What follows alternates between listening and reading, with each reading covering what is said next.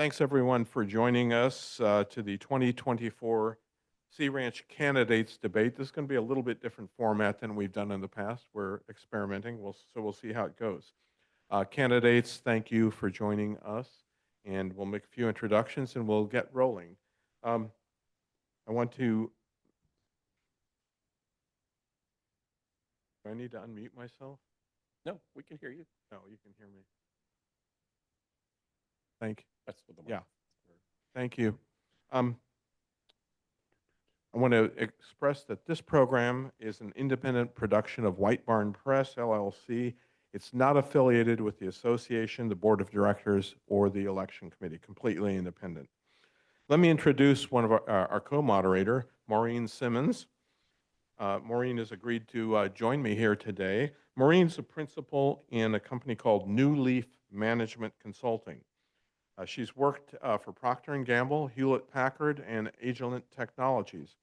She later formed a consulting practice that was focused on organizational and leadership development and worked with top companies in Silicon Valley.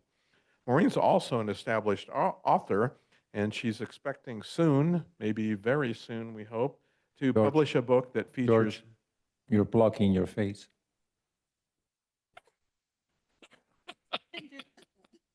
George is new to the technology.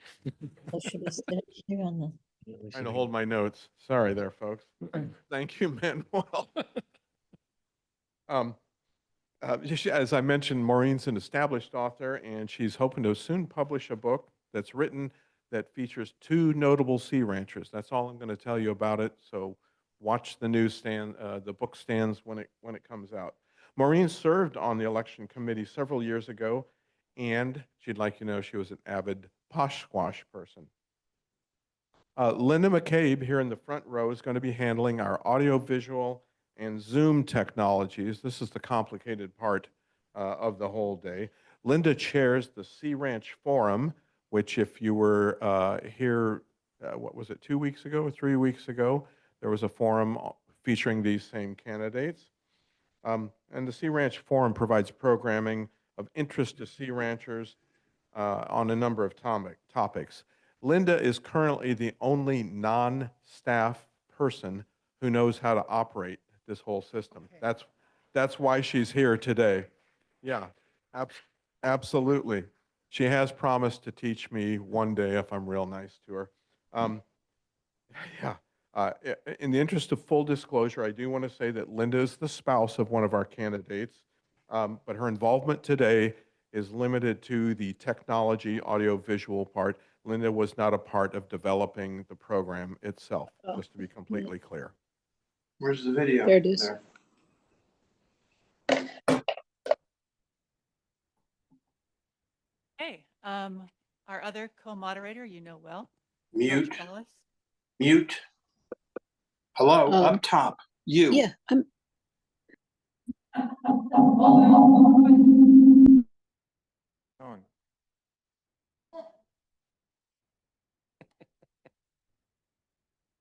Hello again. I want to introduce our other co-moderator, which I'm sure is well known to people, George Calys. George was a practicing architect for 40 years before he assumed an 8-year stint as an architectural critic for the San Francisco Examiner. Closer? Okay. He was editor for 7 years of our beloved Sea Ranch Soundings and transformed the publication from a tabloid newspaper into a full-color magazine. Starting in 2020, he conducted various candidate forums for the board and interviews for his YouTube channel called This Sea Ranch Life. Now about today's program, it's going to be in 2 parts. The first part is going to feature a debate of the different candidates with questions prepared by the moderators.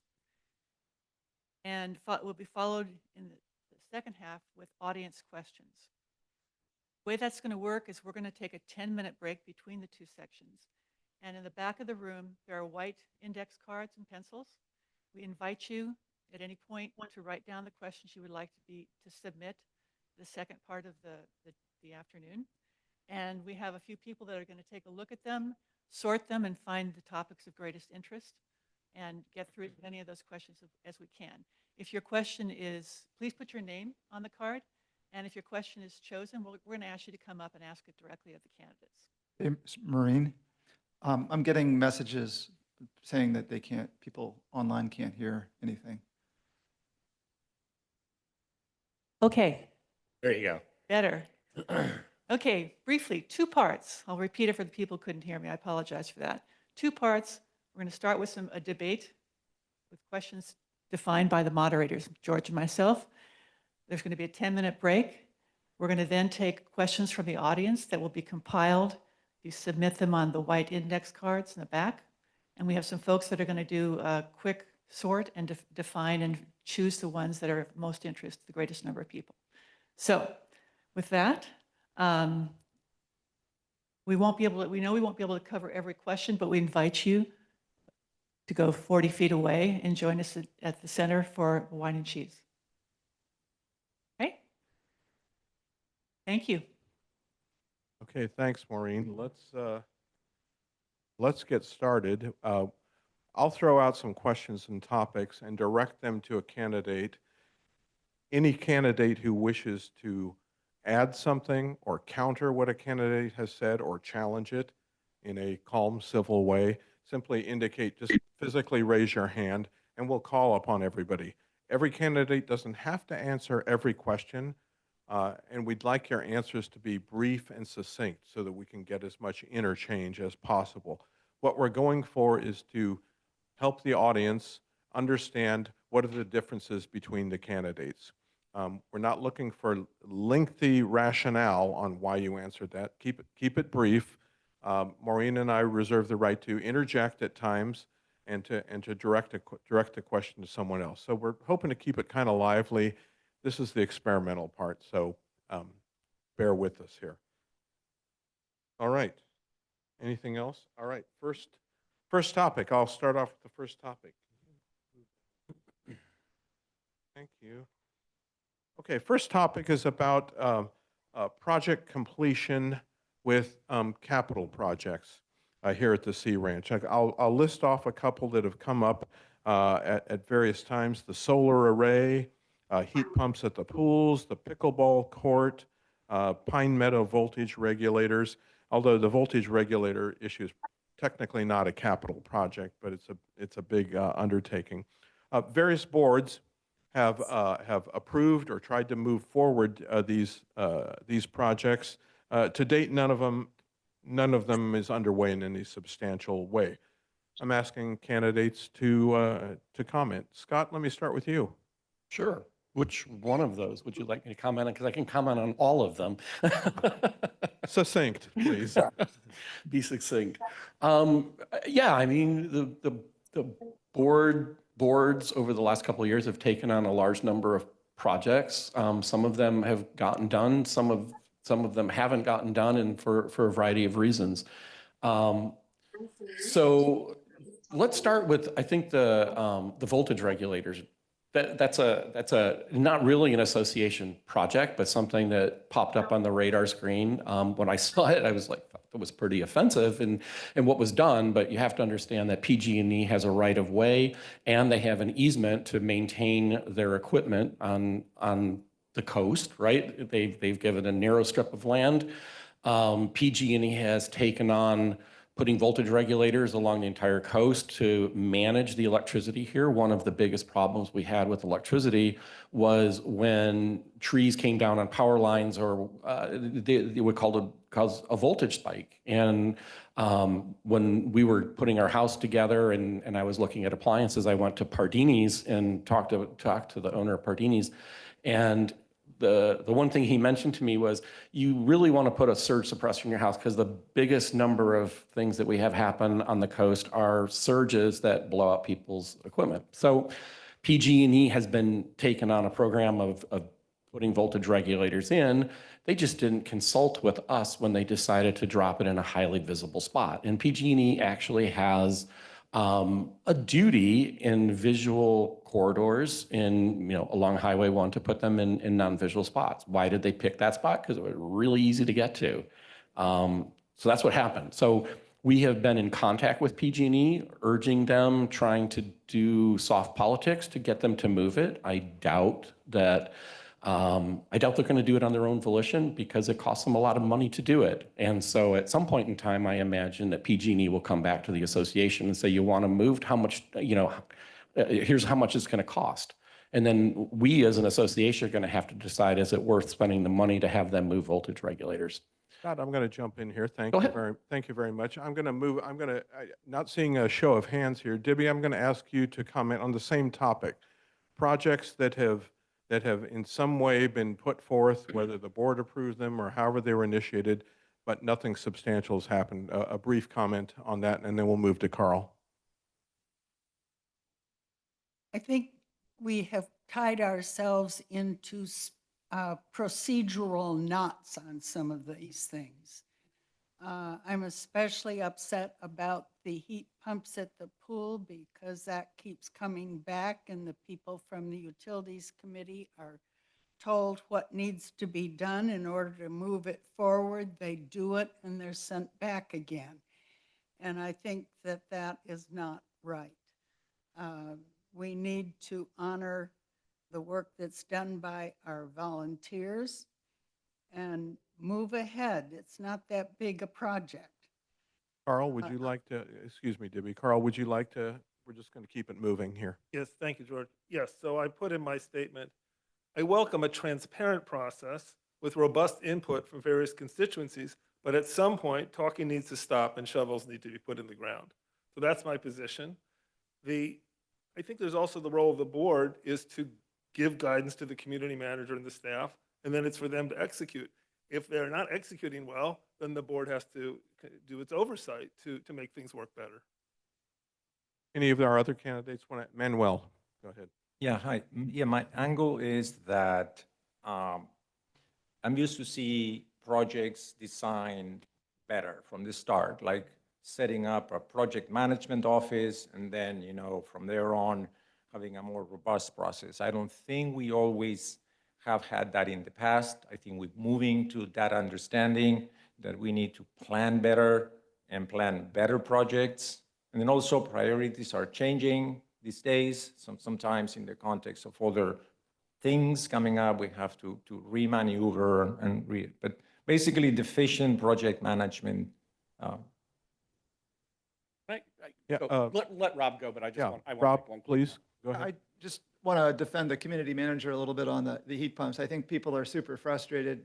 For those who don't know, the heat pumps are a way of heating the pools using electricity rather than propane, and that helps us in the long term, I think, save money, but also it reduces our carbon footprint. So that's the motivation for them. I think they're about $50,000, but to defend the community manager a little here, she's got a lot of different things a lot of balls in the air, and there's only so much, and she's relatively new in the job, and there's only so many projects that she can take on, and she gets the priority set from the board. So I just think we should, I think that the heat pumps are going to happen. We have the money for them. It's a question of when it can be done by the staff. So. Thank you, Scott. Before I just want to, just make a quick follow-up. Okay. So we have to go keep ahead. in mind the board sets policy. Staff does operations, right? So the board set the policy for becoming carbon neutral by 2030. So it's an aspirational goal. And what I would expect is the community manager working with staff is going to bring a range of projects to the board in a budget cycle. And, I gave it in the board meetings, it's the equivalent of an air conditioner. And like, why would the board be voting on an air conditioner, right? I mean, in essence, what it does, it runs backwards. But that's neither here nor there. The point is that I would rather see the community manager working to bring vetted projects to the board as in the context of a budget, as opposed to little one-off things. I understand the frustration of the Utilities Committee. It's a great project. Great. They put it together. They bundled it up.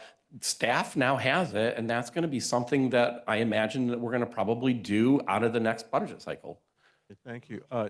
David, did you want to comment at this point? Yeah, I'm getting very educated. Thank you very much for the comments. My only comment would be bury a free trail took how many years? Is it even out there? 6 years or something, back and forth?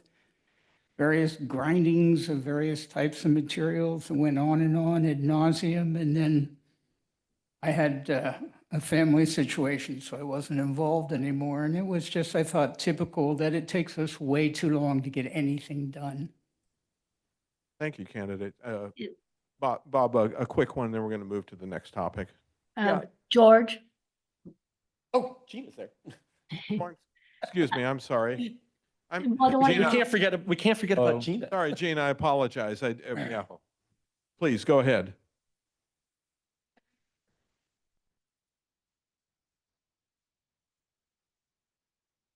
Gina, you'll need to unmute yourself. Thank you. There you go. I think it's also really, in these cases, whether at least some of the projects should have gotten as far as they did based on sort of the process that was followed or not followed. And I think that we didn't consider all of the relevant issues. For example, in solar initially, if we had looked at more closely environmental, we would have seen it was wetlands. And I think that would have alleviate a lot of time and effort. And I think in heat pumps, it helped when we got an expert say, no, we don't need 4 heat pumps, we need 8. So you could assess the financial aspects of it, I think, more clearly. And, you know, just one point, I think that to me, there's like 10 factors you should look at each time you look at a project, whether you're starting, you know, at the community manager level, at the staff, or whether there's a member bringing an idea and how that works its way through the system. And Bryce on the planning committee with Menko was working through a process orientation. And can you hear me? I know. Can you hear me? Go ahead, Gina. Okay, Yes. yeah, okay, so, and I'd like to see this, if we can integrate this in a way that works for the board, that works for the community manager, that works for the members, which is, you know, instituting a more comprehensive and understood process. And I'd like to see that happen. I just quickly want to add one thing on Pine Meadow.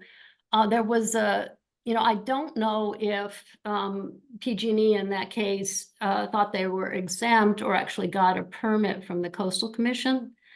But there was recently a sort of comparable situation at Patrick's Drive, which is in Humboldt County. And there was an installation very similar to the one that they've put on Pine Meadow. And the owner of the property adjacent said, hey, this isn't, you don't have a permit for this. And PG&E said, oh, we don't need one. But the Coastal Commission said they did, and they went through the whole rigmarole of, you know. Don't we get a picture?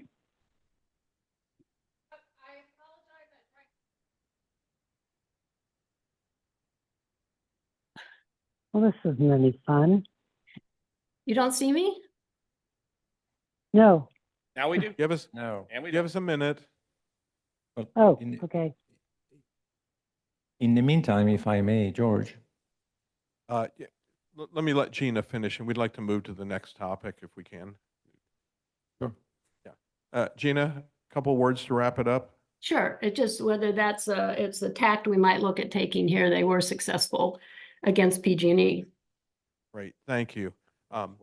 Let's, Maureen, I'm going to let you move to the next topic, and we'll try and move quickly through it. Thank you.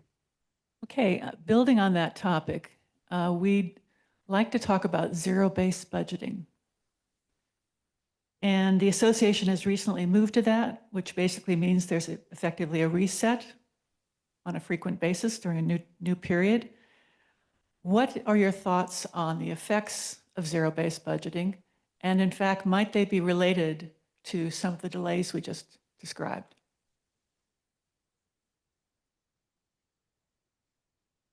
Who's going to go? Who'd like to go? Go ahead. Yeah, Debbie. I don't think we're doing it. I think that's a misnomer. As I understand it, this last year, every department was asked to cut 10%. I don't call that zero-based budgeting. And the problem with zero-based budgeting, as I see it, is it's an incredible time sink for staff to do that every year. And if you're going to do it, it's got to be, I think, periodically with a good gap in between, maybe every 5 years, not every year. Other candidate? Go ahead. Manuel? Yeah, I think zero-based budgeting is fantastic, and I think we've seen already the results this year on no increase in assessment fees for the members, and it's very standard in large organizations. I think is one of the biggest accomplishments, I think, for our community manager has been that, to really take the budget, start justifying costs from the bottom up, and implementing effective reductions whenever they were not justified, and it's resulting in a better process. And it doesn't need to be done each year from zero. Once you get the first year going, the adjustments after that, they are much more limited. But I think it's a fantastic process, and I really welcome it. Robert? Yeah, so I'd like to second what actually both people just said, because what Manuel described is what Debbie described. In other words, we're not doing zero-based budgeting, it sounds like every year, we're doing it periodically. And justifying everything from the ground up is not the same as zero-based budgeting. Zero-based budgeting to regular sort of budgeting, there's a big spectrum in there, and you can call it one thing. You can aspire to have it be one thing because it can be more traditional. So just for everybody, backing up a second, in lots and lots of large corporations and in government, the way budgets are set are based on how much you spent the year before.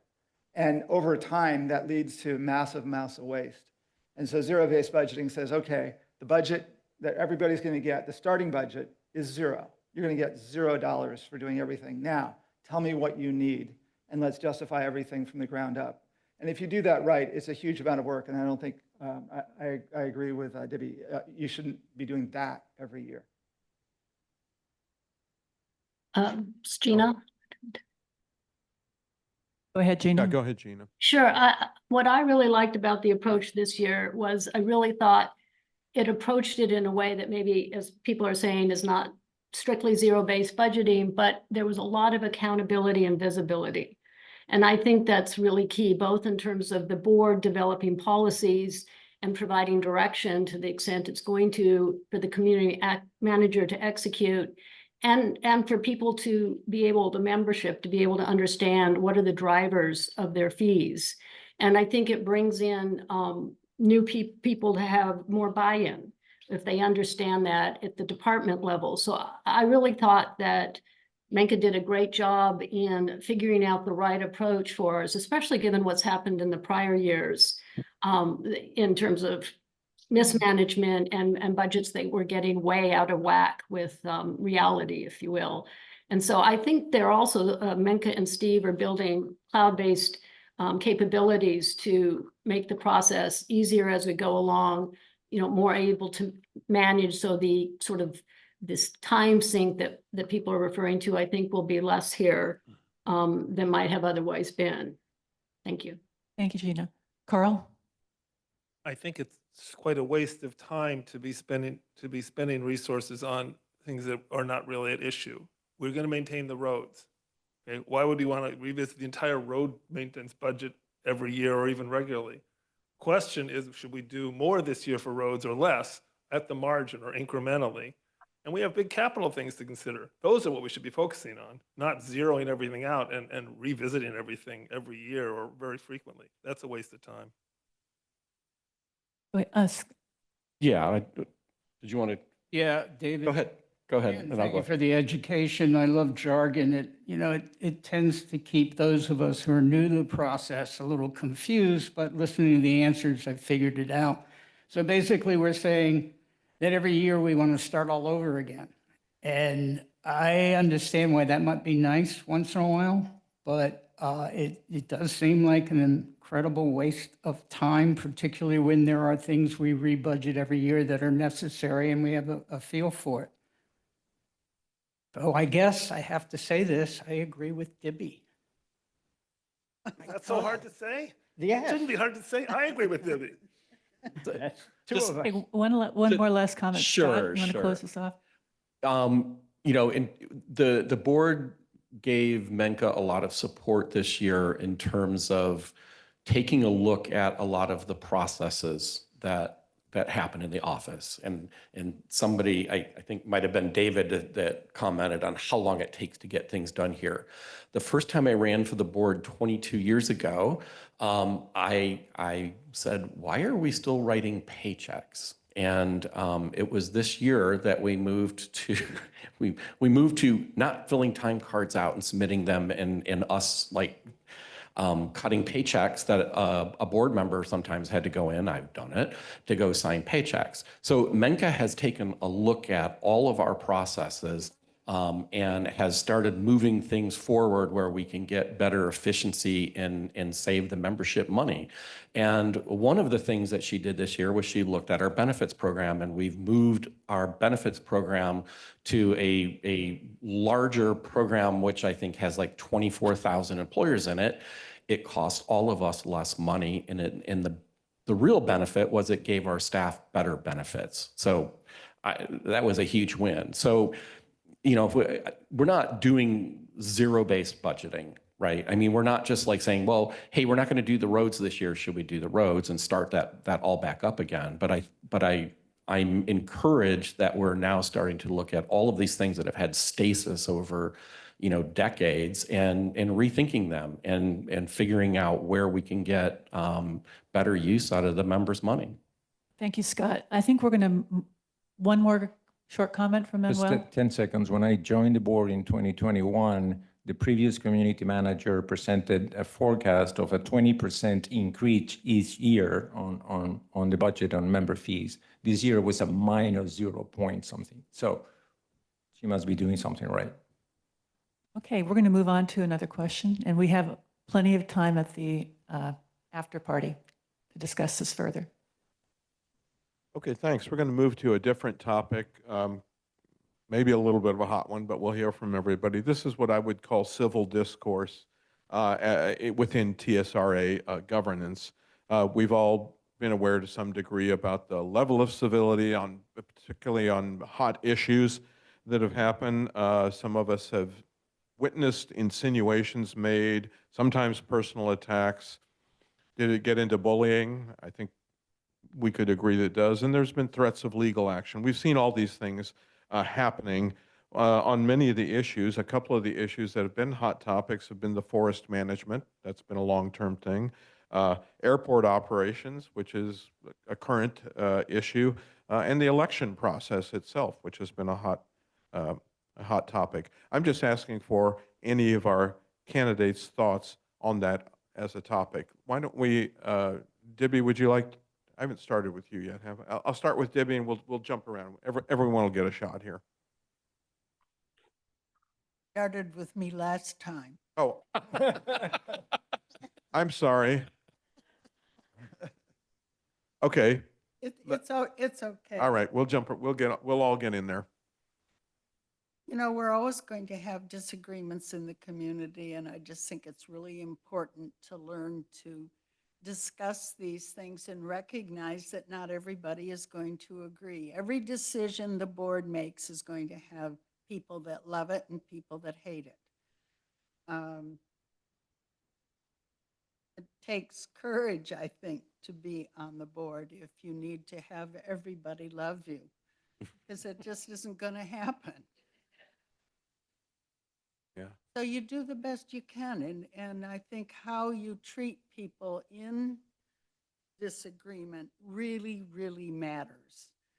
I try to be respectful towards people that I violently disagree with. And I've got a lot of opinions. So that I'm disagreeing a lot. So Thank you. have to move ahead.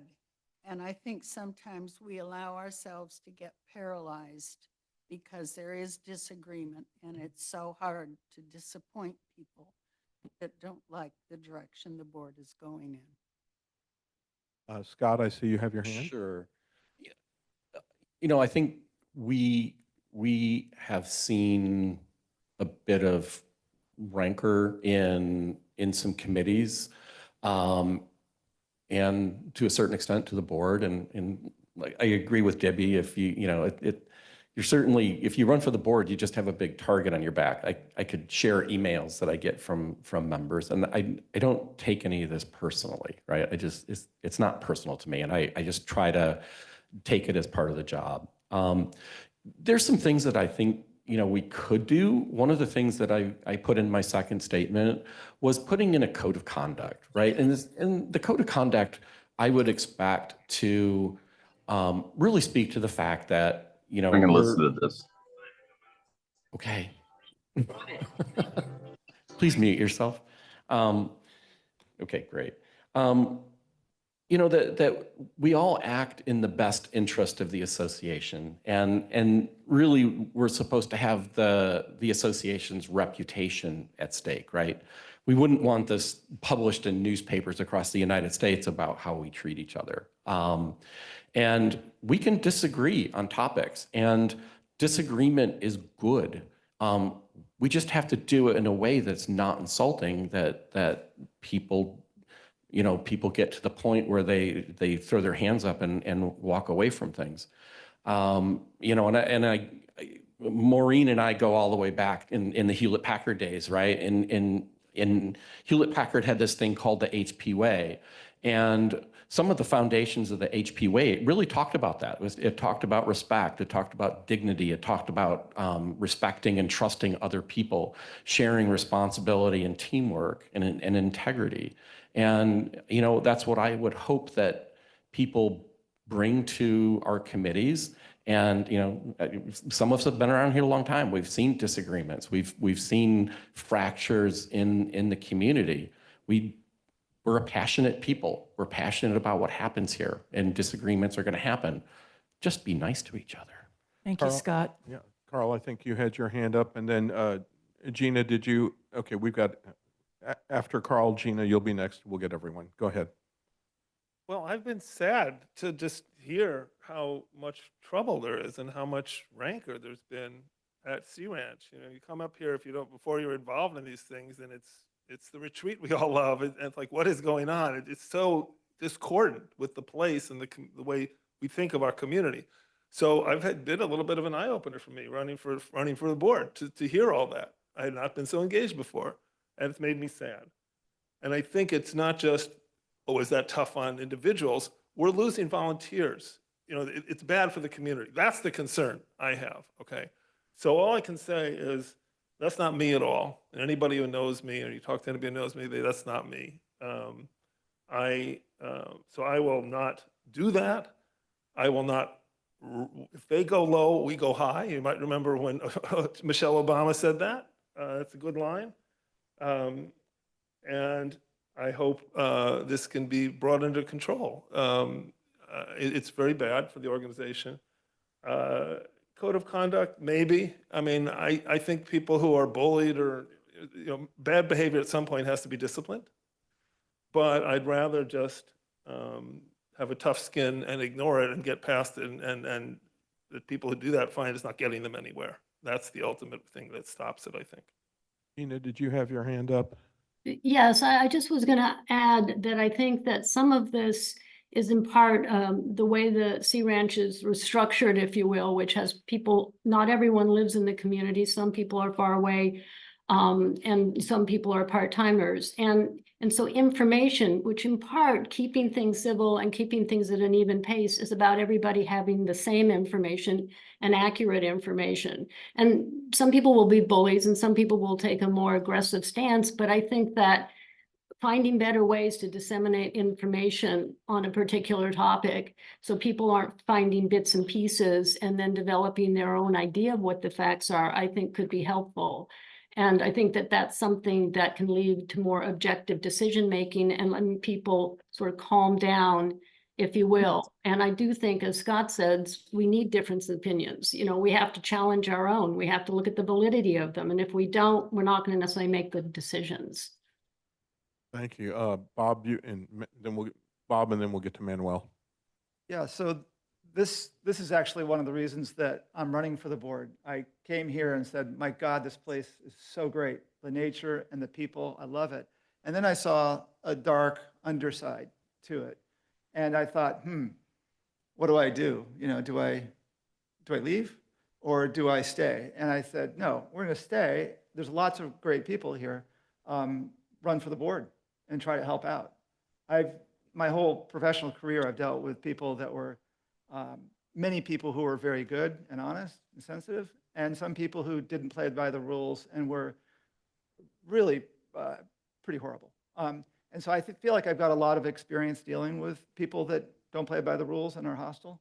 And I think don't object to a code of conduct, I guess, but I don't think sort of reminding people of how you wish to be treated and having a code of conduct is probably going to solve the underlying problem, because there's people who will look at that and just laugh, or they'll look at it and weaponize it and use it against you.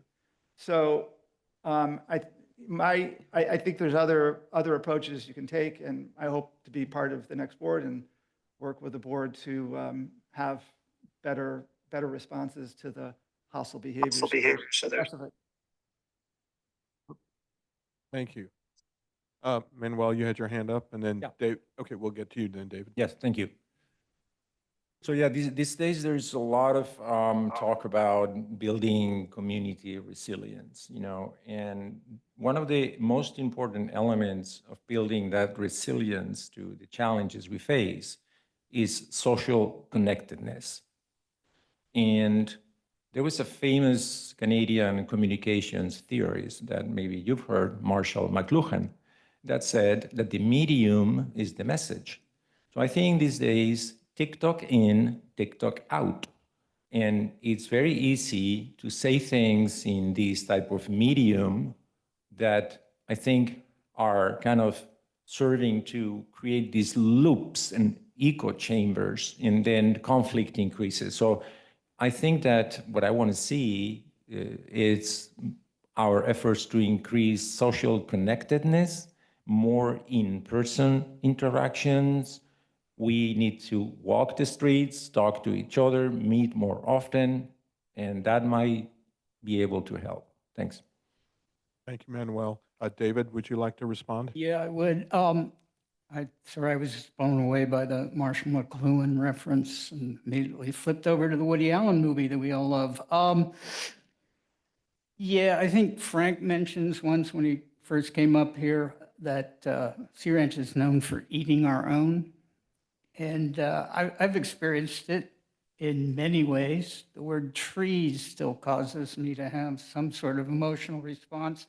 But I do remember the first time in the Trails meeting, I voted no against something or other, whatever it was, and was immediately demanded why I didn't voted that way, and on. And I was, what? Robert Rules of Order? Not existent. Yeah, I think obviously we could set up a code of conduct, and I like the idea. It will be weaponized against the very people who need a code of conduct, and it doesn't work. We used to do that at school every year for the grown-ups, not just the kids. And within 2 weeks, it was all over the place. I think the basis for any dialogue is courtesy. And can't make someone be courteous, but certainly in our own responses and in my response, courtesy would be the way to respond to anything, particularly when we're attacked or when we perceive that we're being attacked. This is an issue, unfortunately, everywhere. And how we solve it is the same way everybody else is trying to do it. Thank you.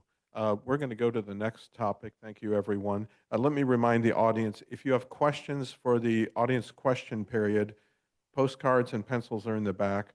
Write your question, just a question, and put your name on it and turn it in when we have the break. And we'll get to as many of those questions as we can. So the cards are in the back and the pencils are there. Maureen?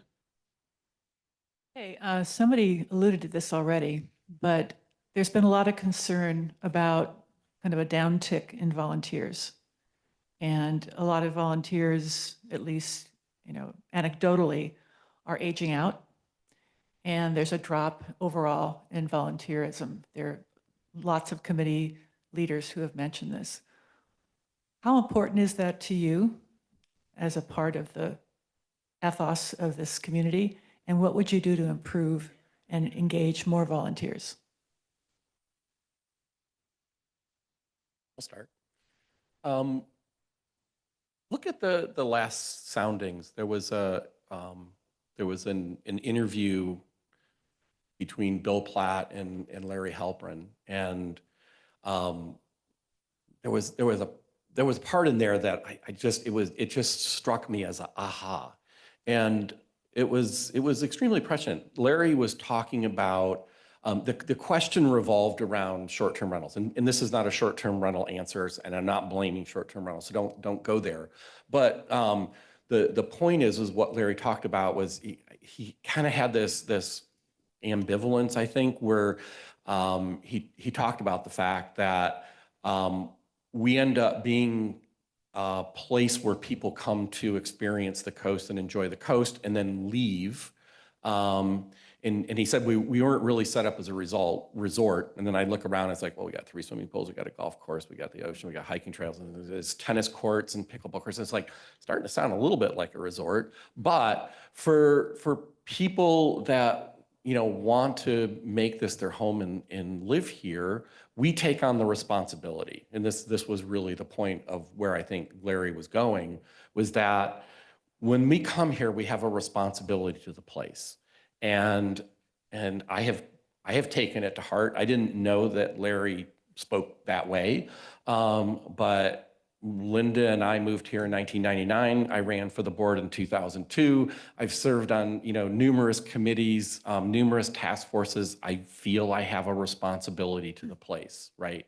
And so I guess my message to the membership is when you come to the Sea Ranch, you have a responsibility to this place. We're borrowing this for future generations, and it's our responsibility to manage it and run it, and join committees and volunteer and do stuff. You can find something that you enjoy.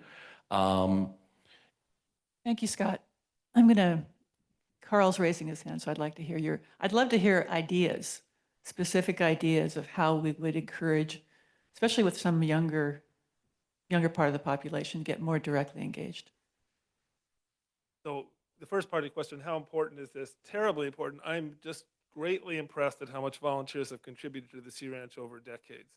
Whether it was Sea Ranch Connect or smaller things, serving on the Trails Committee, which I did for a while. The Archive Committee does great. It just goes on and on. So terribly important, your first question. What to do? I'm listening on that. I think it's a hard problem. I think the problem is not going to go away because of the demographic changes we're going to be facing. I would say, because I'm going to listen, but I think the way you want to make it fun and rewarding to be a volunteer, you want to empower the volunteers. So when a group does something and they put forward proposals, you give it some deference. You treat it seriously. You don't just give it the back of the hand. And I do a lot of work in the legal system as an expert witness. When a lower court makes a decision, the upper court is supposed to defer to that to some degree, rather than just do a completely de novo review. Okay, so it should be the same thing. So that's how you empower. And then recruiting, other things to bring people in. I don't have great ideas on that. I would welcome more input, but I think by making it fun and rewarding and respecting what the volunteers do, it's got to be along those lines. Debbie? I agree with Carl on this.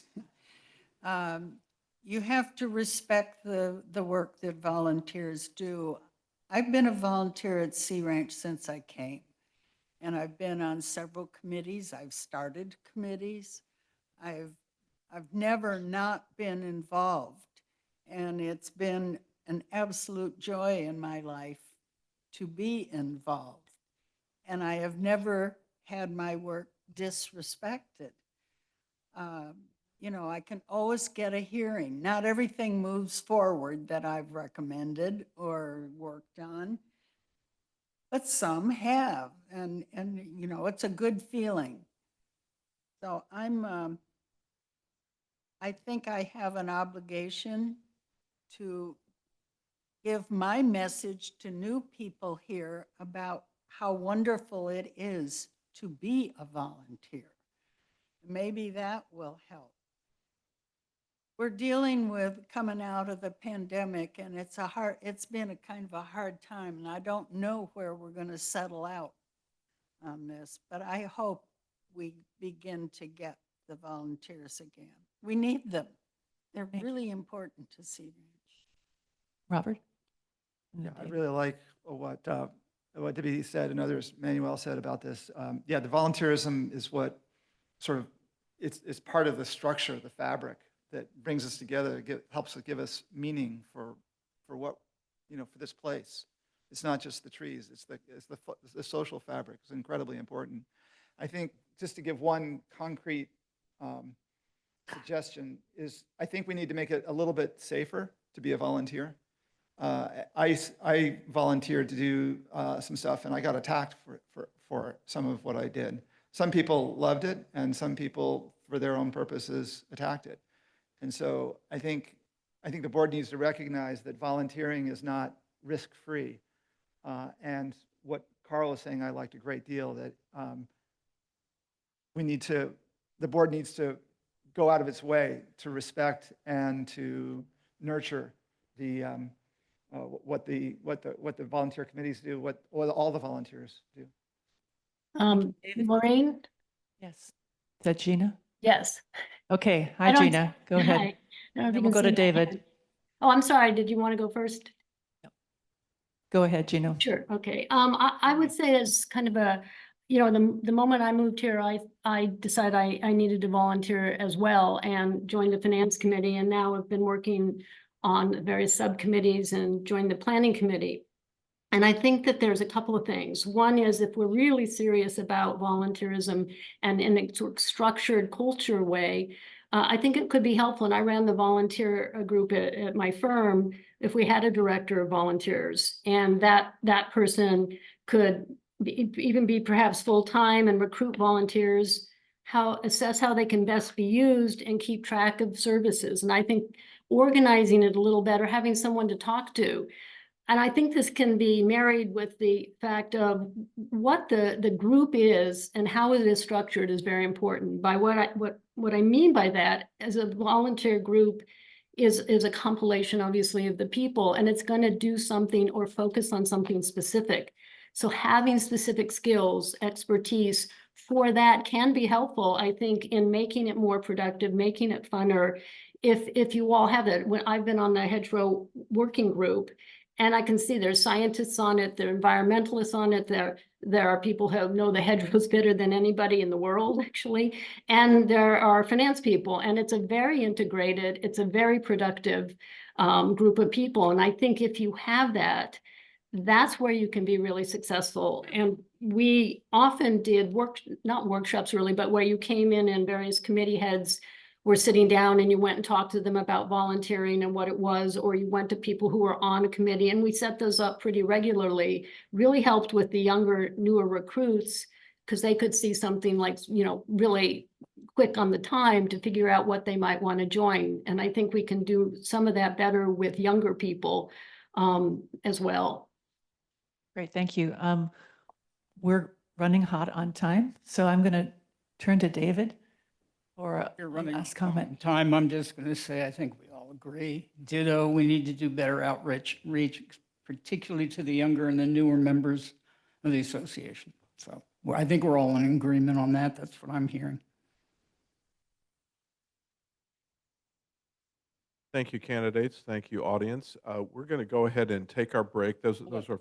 I didn't get a chance. I'm sorry. Excuse me. I'm sorry, Manuel. Excuse me. I'm sorry, Manuel. Please. No, I'll be very brief. I mean, I think we need a department of volunteerism or something. I work for nonprofits. I work with many volunteer events. It's very hard to work with volunteers. You need a person dedicated to that, So I think that we need to, have the staff considering having, a position that would be the volunteer coordinator because, volunteerism is essential life force. It builds hope. And I think I've seen a lot more in the past, and I will like definitely to solve it by us having a coordinator. Thank you, Manuel. Okay, we've covered 4 topics in about an hour, which is, we thought that was doing pretty good. We've talked about capital projects and our completion record. We've talked about zero-based budgeting. We've talked about civil discourse in our governance, and then we talked about the future, the current state and the future of volunteerism. We're going to take a 10-minute break, so that means everyone who knows where the restrooms are, they're right across the way. Please take a card, jot your name and a question, and there'll be some folks wandering around you can hand the card to or drop it off here, and we'll pick as many questions as we have time. We'll have about another hour for audience questions. Okay, thanks. See you in 10 minutes.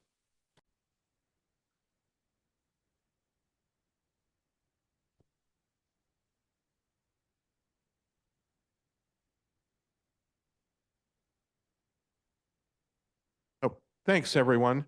We're going to move to the second part of the program now. I think we've got all of our candidates back in their places.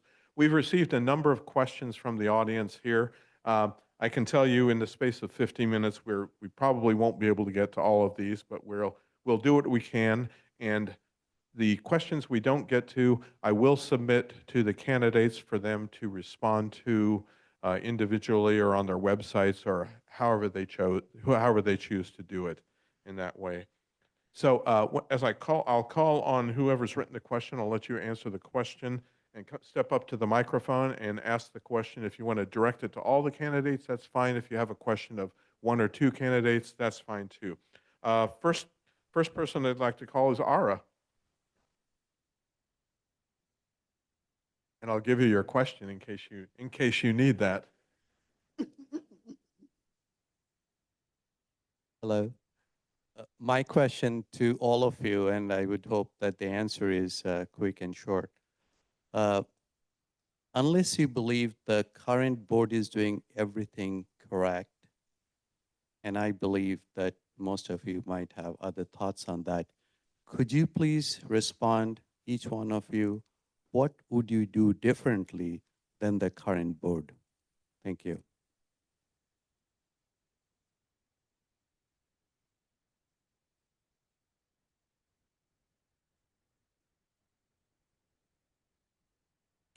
No, because I don't have the card anymore. I gave it away. Yeah, go ahead. Please repeat it. Linda, I've got my.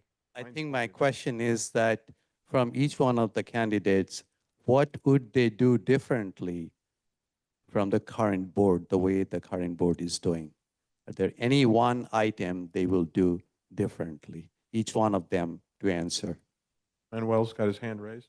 Yeah, thanks for the question. I think what I would do is to make sure that board members understand the difference between governance functions and management functions.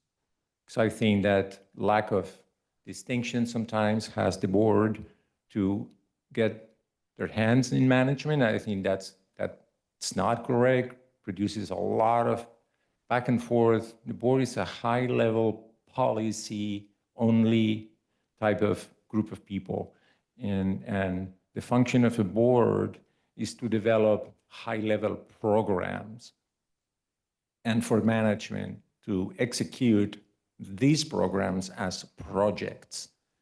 But we constantly see these gray areas where the board gets involved in projects and loses the big picture of the mission and how we are going as a community to be in the next 20 years. So I think to me that is the most important thing, and I think anybody running for the board should get a training on what is a program, what is a project, what is governance, and what is management. I hope that helps. Libby, I think you had your hand raised. I'd do one simple thing, and that is get rid of chat at the board meetings. Thanks, Debbie. Scott? So I've been on the board for 3 years now. I have not been chair. The one thing that I would really like to see the board do, if I'm on it next year, and if I'm not on it, I hope that whoever is on the board would do it, is that the first time I was on the board, we took every June, right after the election, and we had a strategic planning session. We would try to prioritize what the board was going to do through the year. We worked with the community manager to kind of lay that out, dovetail it in with what the community manager and, with her knowledge of what they have in staffing resources could accomplish through the next year. And we've failed at doing that the last 3 years. We've been a bit scattered. And, I'll take ownership of it. We haven't done a good job. Any other Maureen? candidates? Maureen? Really quickly, because I want to have Debbie briefly clarify what you meant and why that's important, because I think it is important. During the board meeting, I think the board has an obligation to stay in the meeting and deal with the issues before the board and the people that are speaking to the board, and not holding separate meetings on chat, on Zoom and chat, but it's on this chat function of Zoom. We do the Zoom, but I think it's really important, and I think it's disrespectful to the public and to the meeting itself, to other board members, not to be totally present for the meeting. Maureen? It's Gina. Go ahead, Gina. I'd like to see in part the board have a different way of aggregating the topics that are going to be in a particular meeting. The last board meeting had like 200-page agenda. And I think that is too hard to work within a period of time, especially where members are very interested in talking about a particular issue, and then it gets pushed back. So I think I'd like to think about, if elected, how we might do that better, where we can put together the agenda items so that we really can get to them. They can really be addressed and members feel they have their voice. David? Yeah, I want to talk to a different part of that. My main reason for running is to open up some more courtesy and responsiveness to the individual members, including what Debbie mentioned at meetings, but also that somehow or other, the board has an obligation to protect individual member rights. And I think with all the great big policy efforts that we're doing, we kind of ignore the individual issues that all of us here have as members. Any other candidates want to chime in? Okay, we'll move to the next question. Well, I just wanted to Go point ahead. out what, you saw my, my Sorry, expression. please, go ahead. I'm just trying to square what David's saying with the idea that Manuel and other people put out there, which is that the board is there to set policy, not to fix individual potholes. So, it's a function of the board to do, I think, what Manuel is saying. I agree with him and Debbie. Maybe one thing the board could maybe do better, I don't want to be critical of the current board here, but is that when somebody comes and says, hey, this pothole needs to be fixed here, and it's not their job to fix the pothole, it's their job to, set policy and make sure potholes generally get filled in a fair and equitable and efficient way, that they explain to the members, like, you're not going to get satisfaction from us the way that you want. That's the function of the people over here. And this came up, I sort of have a personal connection with this because there was an issue that was important to me and a number of other people, and we were on two different sides of an issue. And I think everybody was looking to the board and was frustrated with the board, but the board was doing their business. And I was really happy that one of the board members brought both sides together eventually, and we were able to talk to each other. And that was outside of her responsibilities as a board member. But the point is that sometimes the board is not the solution. and to explain that to people. When people come and say, hey, I've got this problem with DCEM, say, well, okay, but that's not what we do. We do this other thing here. David, you want to add something? Yeah, I'd like to respond. Good, then we don't agree on this issue. So I'm glad that's been solidified. Great. Any other candidates want to chime in before we move to the next question? Okay, we're going to take the next question from Nigel Blair-Johns. Nigel, if you'll come up and I'll give you your card. And Nigel's got a hot question related to trees, but I'll let him ask the question.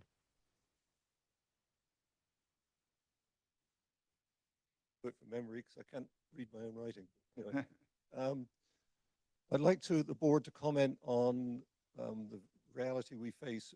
Over the last couple of years in particular, we've had an accelerating rate of having to take out dead and dying trees, either wind throw, whatever.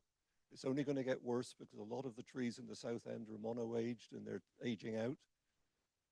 We are doing nothing currently to replant, and we are doing nothing to assess in the face of global warming what might grow here in the future as opposed to what's suffering today. I'd like to hear comments from the candidates on this topic, if you will, please.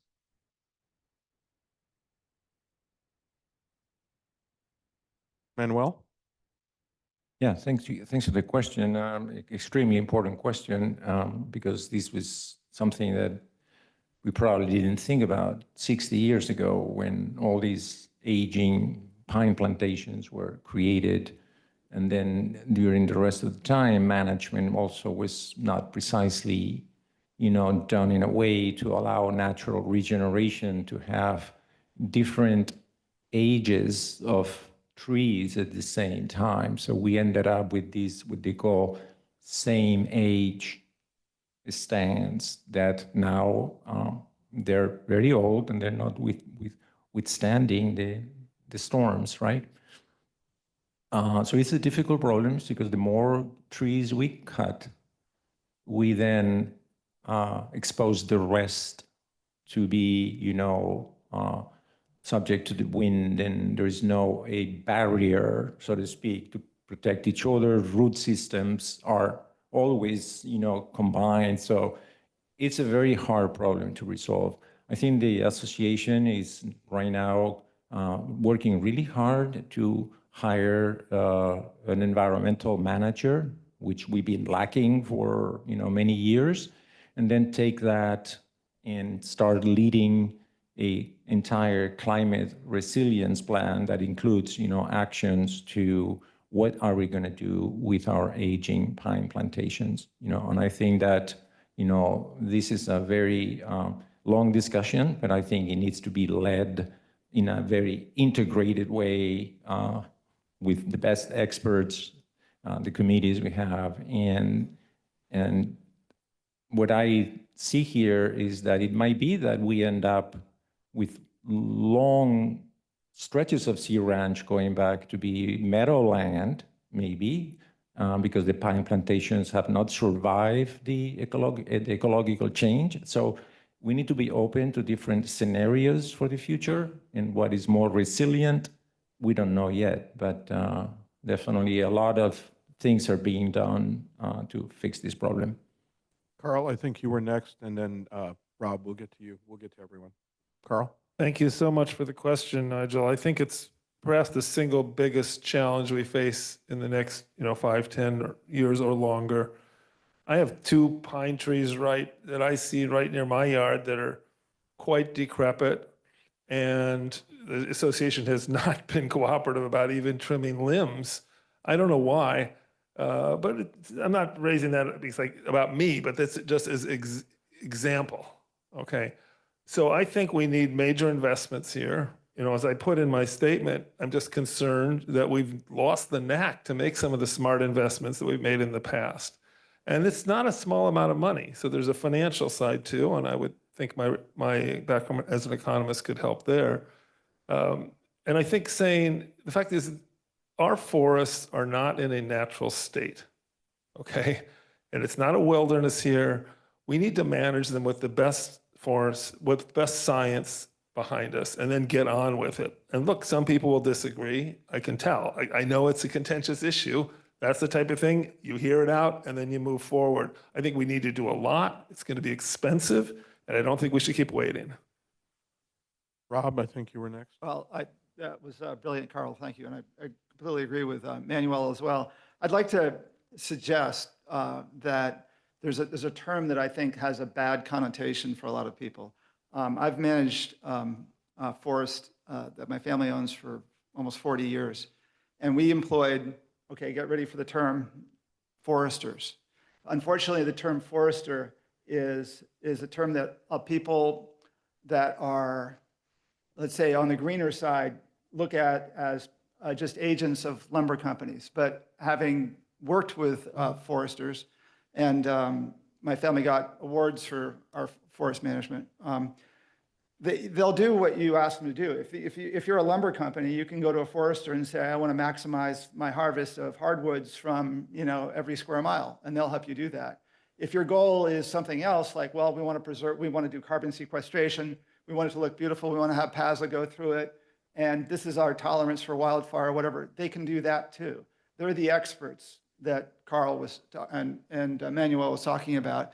Forester, I hope we can resurrect that term and hire foresters and give them the policy. That's what the board does, set a policy, and together we can set the policy and say, look, this is what we want to have happen. What is the best science for doing that? Maureen? There has to be a very clear distinction between the natural forest and the pine plantations, Carl, because we have a very healthy, section of native conifer forest, which hosts amazing wilderness, including bears and bobcats and ospreys and northern spotted owls. So the wilderness here is very healthy. But yes, I agree with you that we need to manage the man-made part of that. That's what's not holding up. And also, Maureen, can I speak or? Go ahead, Gina. Yeah, and I think it's a combination too of not just the science, but also the mentality, if you will. And this it comes again, having looked a lot now at the hedgerows, there is such a mindset about hedgerows. And I don't think people even understand in some cases that they're man-made. They were planted by the sheep herders to create meadows and windbreaks. And they weren't really designed to be here. And so now that adds to the problem of the aging in that particular example. And so in finding solutions, you have to be open to the change, and what is iconic actually might have to be looked at differently, or we're not going to get anywhere. And, we have to have our ears opened and our eyes open to the notion that we're evolving, and we have to evolve with good science. We have to evolve with being proactive and not just reactive, as we were in the storm. So much was reactive. And I think that we can do that better, certainly. And I think we have to. And I think that the Director of Environmental Management will be very helpful to the process. I just think that's critical. And I did last year as well. So I hope Menko's able to hire one. Scott, I think you were next, and then David will go to you. We have a multiple 1,000-acre garden. We really do. I mean, if you talk to people that were here in the 60s, and if you look at the pictures from the 60s, this place was completely barren, right? And yeah, I mean, what Gina said is true. I mean, the hedgerows are man-made, person-made. What we did was we thought it would be a good idea to plant trees along, or to make sure we didn't have a completely barren landscape. And if you talk to people that have been here for a long time, they expected like half the trees that they planted to die, and I think we ended up with like 8 times the number of trees surviving. And so it's we're seeing in even Manuel point that we planted all those trees all at the same time. So they're all of our children that were planted are now coming to their end of their life, and we're seeing what that looks like. The costs for managing this are going to be large. And, you know, staff drove around the Sea Ranch and did a survey to just get a forward-looking picture on hazardous trees. Not, you know, sure, if a diseased tree falls in the forest, you know, let it go. And if, you know, and there's probably some around here that we can let them go. But we have trees that are going to fall on things, fall on infrastructure, fall on houses, fall on people. You know, people that have had trees removed, it's what, $3,000, $5,000 a tree to have it removed. I think we've got somewhere in the neighborhood of 1,000 to 1,500 trees that probably need to get taken care of. Do the math. It's going to be really expensive. It's going to be really expensive to deal with. David? Yeah, trees are something that I was kicking and screaming, dragged into some sort of understanding. Yeah, I mean, what we're saying basically is we haven't managed one of our biggest assets, which are our trees, very well over the last 30 years. Yeah, they were all man-planted and all that, but most of us who came in and saw Sea Ranch not in the old days, but what with the trees. I invite you to my property. I hope my address made it to the second printing, whatever, the second statement. In my property, you can see what works and what doesn't work. I have the same types of trees, one which I manage well and seem to be thriving and take the wind, hopefully, and have so far. And I have some trees that haven't been managed, and I have trees on my neighbor's property that just fell in the last couple of storms. There is a way to manage it. Yeah, it's kind of expensive, but that's one of the great assets we have. So I invite you to come to my house and take a look. Debbie, do you want to add something? Yeah, we have a managed landscape. It's not as nature did it. And it was managed before the ranchers came. It was managed under the Native Americans. And we're now dealing with old trees that are dead and dying. Primarily, the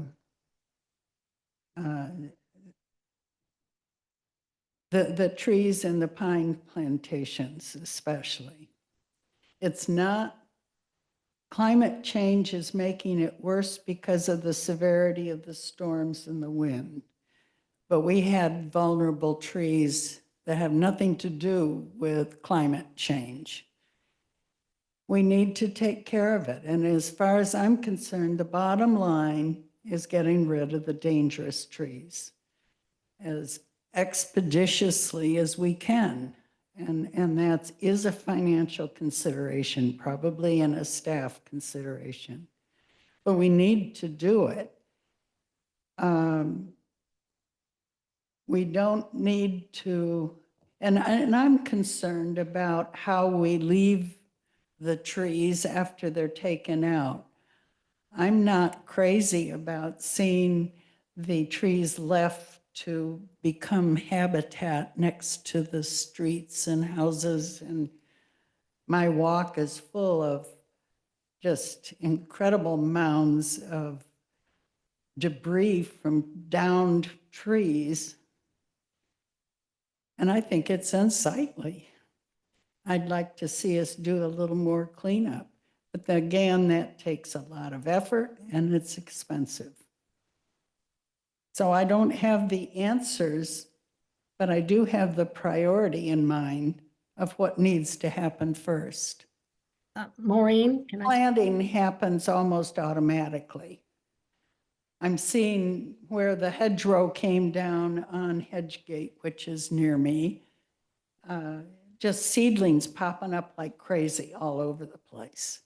I look at the hills that where we cleaned out meadows of the seedlings that come up from the pines, from a lot of things, and they need to be done again. We had a stewardship program that took them out. That hasn't happened for a lot of years now. It needs to happen. We're going to have trees coming back, whether we like it or not. We need to be on top of it and decide where the trees should come back. Thank you, Debbie. I'm going to ask Susan Hamlin to come and ask your question.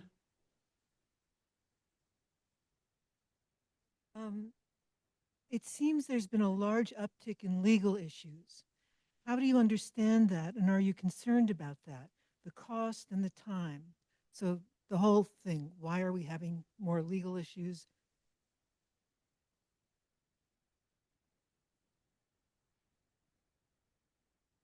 Who'd like to tackle that?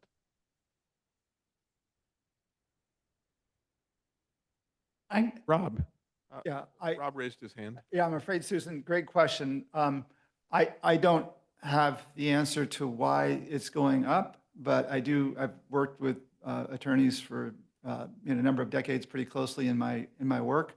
And I know it's sort of, if you give them the right direction, you get the right result. But if you just go to them and say, what are your thoughts about doing this? You have to manage attorneys, and you have to sort of filter what they say. And maybe we could do don't mean to cast any aspersions to the current board, but maybe there's an opportunity there to be even better. Maureen, can I answer? Sure. Go ahead, Gina. Yeah, I was going to say that I think that we were doing really such an abysmal job of how we engaged with lawyers and how we engaged lawyers a couple of years ago. And I think Menka has put us in a much more right position. Like Rob, I spent every single transaction all the time managing lawyers as part of the team. And you really do have to direct them. You really have to give them the framework that keeps them in check so that things aren't going off the rail. I do think that we are getting into more complicated issues. I mean, the airstrip is a complicated issue. I mean, it just is. And there are legal aspects of it that require analysis in order to come up with a good decision. Lots of things have done that. I think we spent way too much money on tide pool, and it wasn't such a legal issue. So deciding what is legally relevant and necessary, I think, is also part of the puzzle and part of the way of solving how we might keep managing lawyers better and how much we're spending on lawyers. Libby, did you have your hand up? No. Or Scott, we'll Yeah, get to you. I think we got into a position where, and it seemed to stem from having quite a number of lawyers on the board, where every issue became a legal issue. And I think that's a mistake. My advice that I got from some people that had been here for a while when I got on the board was that you don't ask a lawyer, is it legal? You ask the lawyer, this is what I want to do, make it legal. Scott, I think you were next. Yeah, I'm curious. I'm curious to what the increase in legal issues is being on the board. I mean, we have things that come to us that we need legal advice on, like the airport that came up. In full disclosure, when we decided to get legal advice, I said, I don't really think that that's a great idea. But I was in the minority, but I ended up working with the attorney to craft what the board ended up doing, because the board ends up having to speak with one voice, and it's like, okay, I'm this is what the board wanted to do. I think in the last year we have. I'd like to say we've done a better job with turning to attorneys when needed. But, there are things that come up that we just have to. It's part of a $10.5 million association and all of the things that we have in front of us. There's times you need to turn to legal counsel to help you navigate or to help you with issues that come up. It's part of our association. Carl, I think you were next, then Manuel, and then Rob. So I've worked with the lawyers a lot over the years, a lot of antitrust work, as like I said, expert witness as an economist. I think what you don't want to do, take the airstrip as an example, without weighing in on the substance, just process. You don't want to say to a lawyer, oh, we're thinking about what we should do. We're not sure. There's liabilities issues. What should we do? Then you're going to run up a lot of bills. What I would ask a lawyer is, are there precedents? Please look at the case law in California and tell me, are there precedents regarding the use of the strips and when liability was incurred and when it was not? Just data, specific tasks that then the board can say, thank you very much. Now we can assess our risks. We don't want you to do our job. We'll do that job. You give us some specific information. That's how you use them efficiently. Amen. Manuel? Yeah, well, my experience is that's more or less what we're doing. And the fact that having lawyers on the board, in my opinion, has been very helpful because they have precisely framed things in that way and know what questions we need to ask. But I think that, you know, this is one of the areas where I agree when people say, oh, well, this is an HOA. When HOAs seem to be famously litigation-prone places, the board gets very often, you know, approached by, well, if you don't do this, I'm going to sue you, and this and that. So people, demographics are changing. People are coming that are more used to that interaction method of going to a lawyer immediately to solve something. So. And then things happen. You get a member that has a wedding and decides to cut down a bunch of acres of willows in a riparian zone that is protected an environmental habitat by the county. And then here's the board. What are we going to do? Well, we need to get a lawyer and try to, you know, so it constantly comes to us more than you would imagine. That's unfortunate reality. Scott said it just comes to us. But I think we've done a lot better work we have a much, much better land lawyer that is being much more efficient than the previous one, saving us a lot of money. And I think we're getting better also at that, at getting, you know, the lawyers that can provide best service. But I think it's almost inevitable to have something in the budget that is hard to control, frankly. But thank you for the question. Rob, I think you had a question. You were ready? Yeah, so full disclosure, my dad was a chief counsel for multinational. So I grew up knowing what a 10b-5 violation is. But yeah, but just so in defense of attorneys, here's an example of where I think it worked. You know, where bringing in an attorney where we didn't have one before helped a lot, which is cell site negotiation. So I've been managing a cell site for many years, and I connected my attorney, who's incredibly effective at negotiating with carriers, and also it's not very expensive, with the previous community manager and with Minka.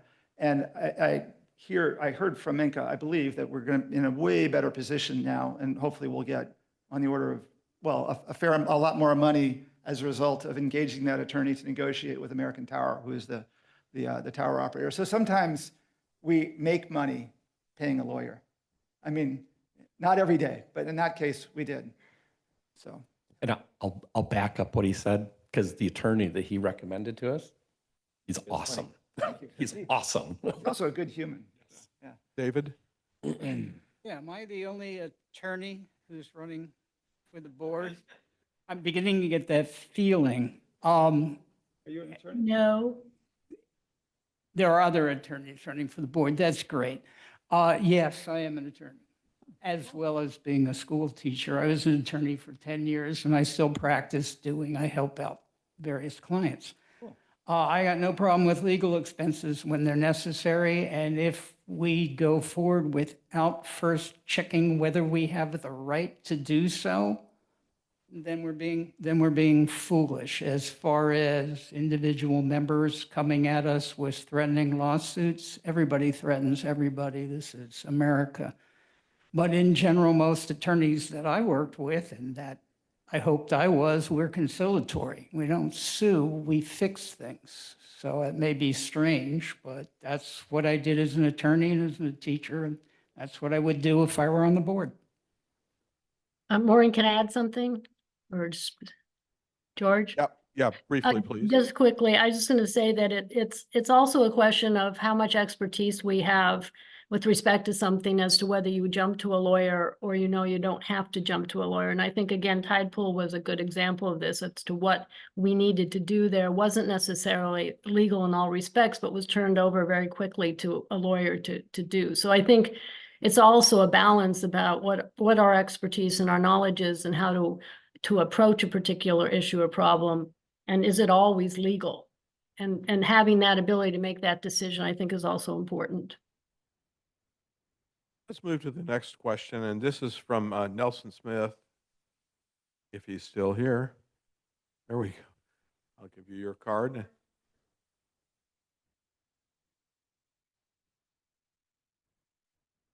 Okay, we'll happily do that. Jonathan Perdue.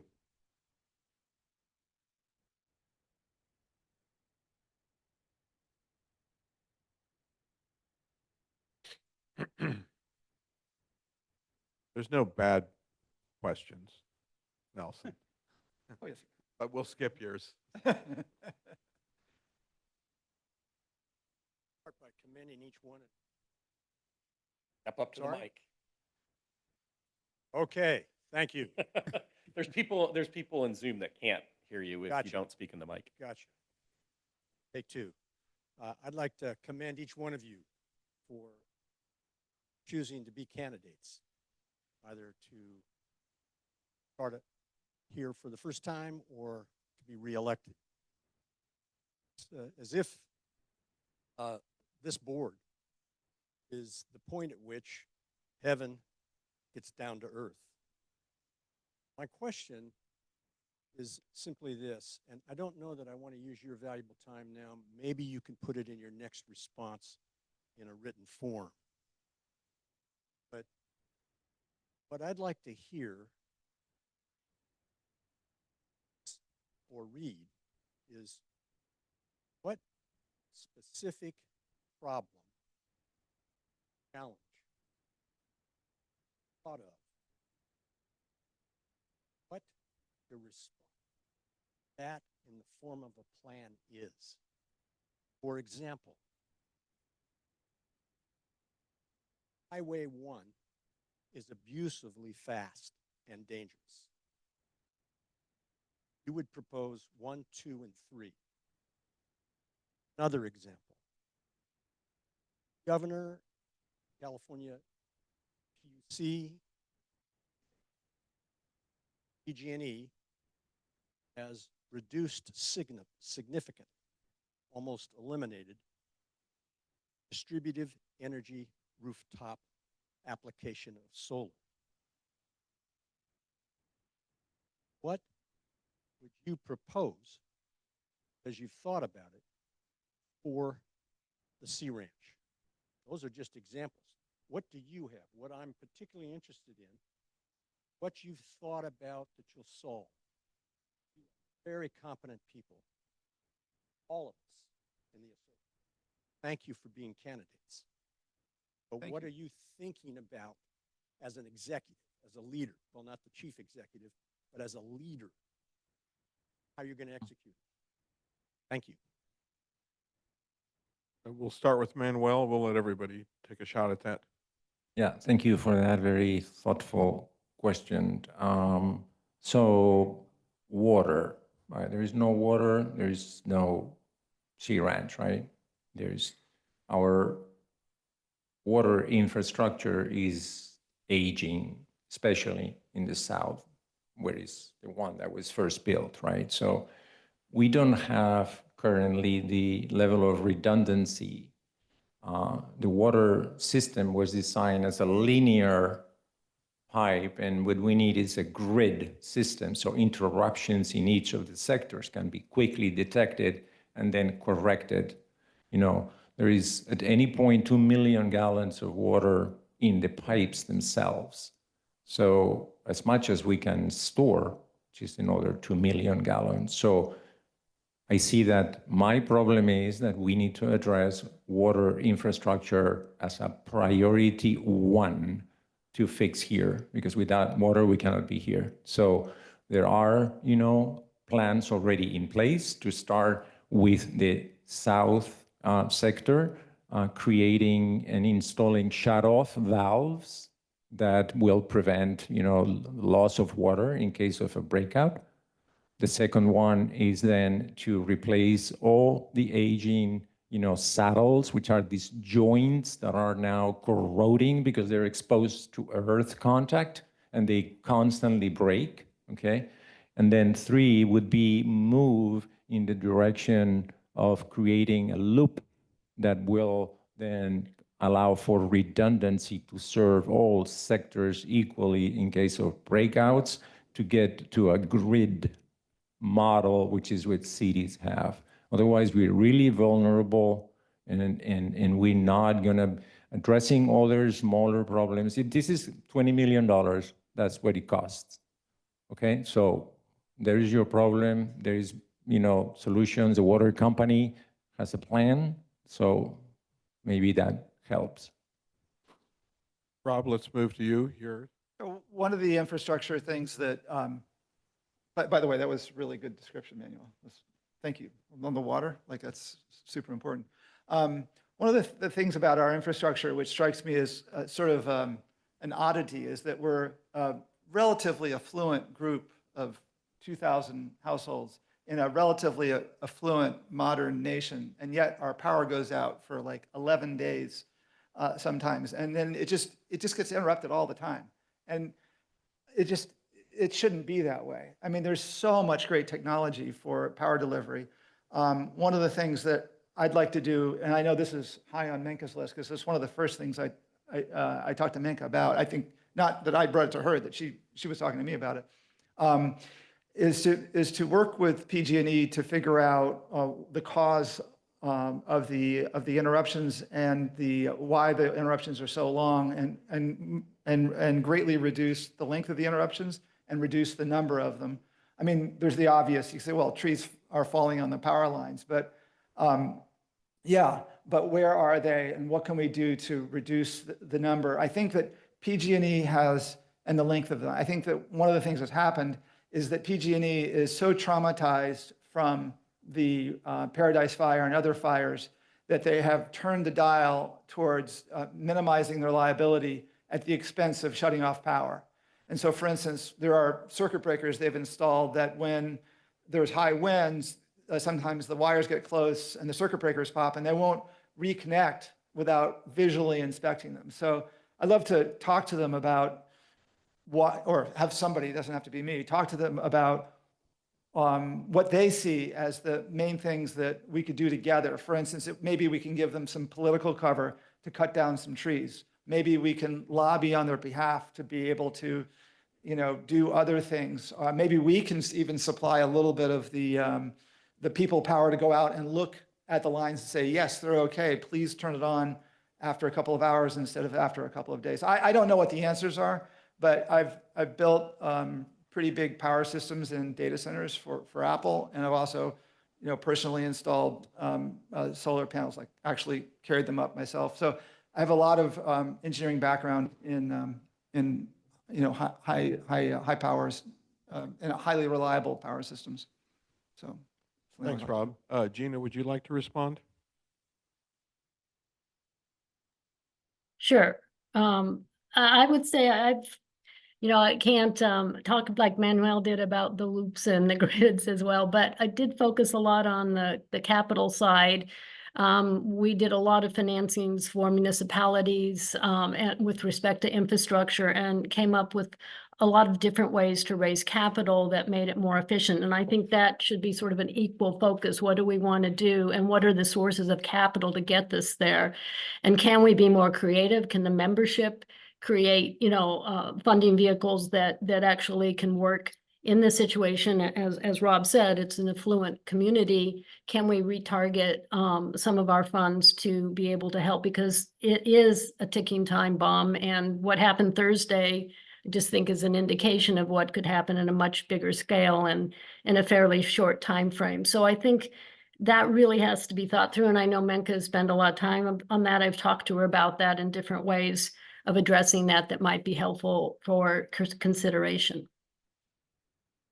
Thanks, Gina. Scott, you want to take us? We'll get everybody. Scott? Infrastructure, infrastructure, infrastructure. I mean, Manuel did a great job. I think Gina brings up very good points.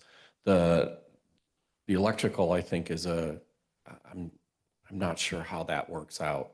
However, if you read my second statement, I talked a lot about what's coming at us right now, and that is Sonoma Water has decided to start divesting itself of all of the sewer districts, the satellite sewer districts, so they can concentrate on their core mission of delivering water to the county of Sonoma. And that means that the 600, and I think it's 624 sewer connections at the north end of the ranch are up for grabs.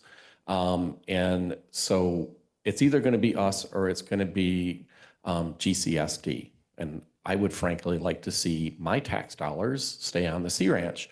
However, there is probably a very poor business case to be made for a small municipal sewer district. So like Sea Ranch Connect, we're going to have to think bigger, because to put together a business case, you need to spread it across connections. And the only way you get connections is you expand that utilities district to cover more things. You think about water, you think about the septic, which we also do for the county, which we could take on as well. So I think that is probably over the next 2 to 3 years is going to be a very large consuming challenge, I guess. I think I would like to actually phrase it as an opportunity, because I think it's an opportunity for us to think about our utilities in a much broader sense. And by transitioning away from this private water company, which has a limited number of connections, and spread this out into something that has far more connections, we come up with a better business case. And as a public utility, then we open ourselves up for funding opportunities that aren't the association. So we don't end up that way. We can go out and get external funding to do some of these bigger projects. And so yeah, I think that's going to be a big challenge for the Sea Ranch. David. Yeah, I'm looking at a lot of money being spent over a short period of time, which is great, I guess. And didn't we build our water system to become somewhat self-contained and protective? And so now we want to spend lots of money to go in the other direction. Obviously I need to be educated on that. And I don't know, I guess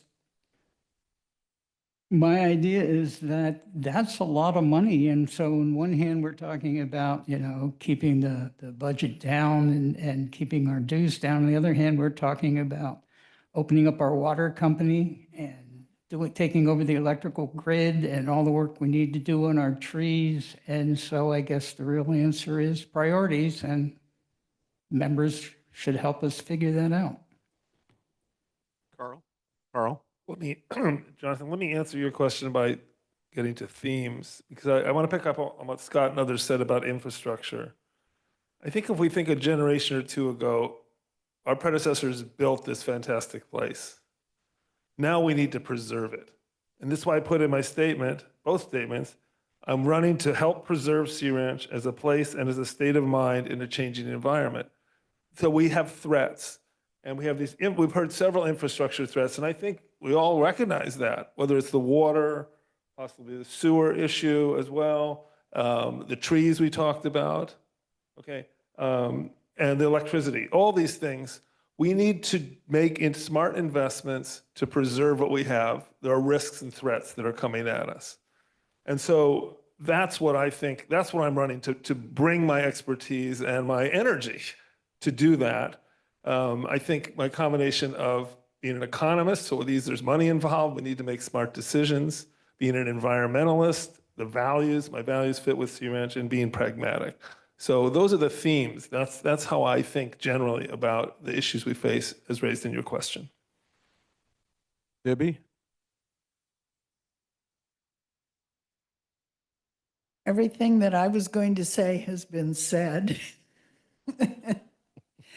I agree with the emphasis on the infrastructure problems, and I'm especially thinking these days about the sewer situation and the possibility of Gualala Sewer District taking over our treatment facilities, which seems like not a very good thing to me on the surface. So we have real challenges coming up. On the other hand, I agree with Carl that preserving what the essence, the real stuff of what we have here, why we're all here, is terribly important. Taking care of the tree problem is very important. I think we're sitting on a time bomb with those dangerous trees. We're going to lose property, or someday we're going to lose a person. And that's going to be a tragedy that I don't want to see. But I think the thing that I bring in particular is the backstory for a lot of these things. I remember when I was on the board before, when the county wanted to divest itself of the sewers, and we hired a firm to run cameras through all the sewer lines to make sure they were in good condition, and went through all this due diligence. And then the problem disappeared. Suddenly nobody was talking about it anymore. And I don't even know now what happened, but I have some background on the options we were considering at the time. And I think that's what I can bring to the board, is everything we do now has a history. Thanks now. Manuel, I know we had a couple, but we're at the end of our time. I think everybody did get to address that, but I would like to, and we've got several more questions which we're out of time for. I'll just tell the questions, and I will forward these questions onto the candidates for you to respond in any way you choose to. We've got a question on homeowners insurance. Yep, serious issue. A question that I would say is related to committees and volunteerism. We've talked about that some. A question about the resort. Is Sea Ranch becoming a resort? Some people have termed this the resortification.